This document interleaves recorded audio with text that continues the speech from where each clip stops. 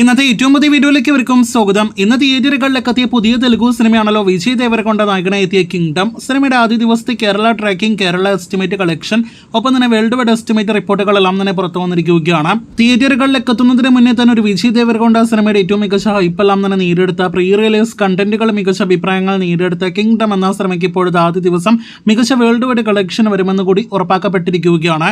അഭിപ്രായങ്ങളിലെ വൻ പോസിറ്റീവ് അഭിപ്രായങ്ങളിലേക്കോ അതല്ലെങ്കിൽ തീരെ മോശം എന്നൊരു അഭിപ്രായങ്ങളിലേക്കോ സിനിമ പോയിട്ടില്ല. ഈ പറഞ്ഞതിനിടയിലുള്ള അഭിപ്രായങ്ങളാണ് സിനിമ ആദ്യ ദിവസം കൂടുതലായിട്ട് നേടിയെടുത്തത്. അനിരുദ്ധിന്റെ സംഗീതം ഏറ്റവും മികച്ച അഭിപ്രായങ്ങൾ നേടിയെടുത്ത സിനിമ കൂടിയായ കിങ്ഡത്തിന് ആദ്യ ദിവസം 35-40 കോടി കളക്ഷൻ പ്രതീക്ഷിക്കുന്നുവെന്നാണ് സിനിമയുടെ നിർമ്മാതാവ് തന്നെ ഇന്ന് അദ്ദേഹത്തിന്റെ ഏറ്റവും പുതിയ പ്രസ് മീറ്റിൽ അറിയിച്ചിരിക്കുന്നത്. എന്നാൽ തെലുഗു ട്രാക്കേഴ്സ് പുറത്തുവിടുന്ന റിപ്പോർട്ടുകൾ പ്രകാരം 35 കോടിയോളം രൂപ സിനിമയ്ക്ക് ആദ്യ ദിവസം വേൾഡ് വൈഡ് കളക്ഷൻ വന്നേക്കുമെന്നാണ് റിപ്പോർട്ട്. നാളെ എന്തായാലും സിനിമയുടെ ഒഫീഷ്യൽ കളക്ഷൻ വരുമെന്ന് കൂടി നിർമ്മാതാവ് അറിയിക്കുന്നുണ്ട്. ആ ഒഫീഷ്യൽ പോസ്റ്റർ കാണുവാനായിട്ട് കാത്തിരിക്കാം. കേരളത്തിലേക്ക് വരികയാണെങ്കിൽ സിനിമയ്ക്ക് മലയാളം ഡബ്ബിംഗ് റിലീസ് ഒന്നും തന്നെ ഉണ്ടായിരുന്നില്ല. 5 ലക്ഷത്തിൽ പരം മാത്രമാണ് സിനിമയ്ക്ക് ആദ്യ ദിവസം കേരളത്തിൽ ട്രാക്കിംഗ് ഗ്രോസ് വന്നിരിക്കുന്നത്.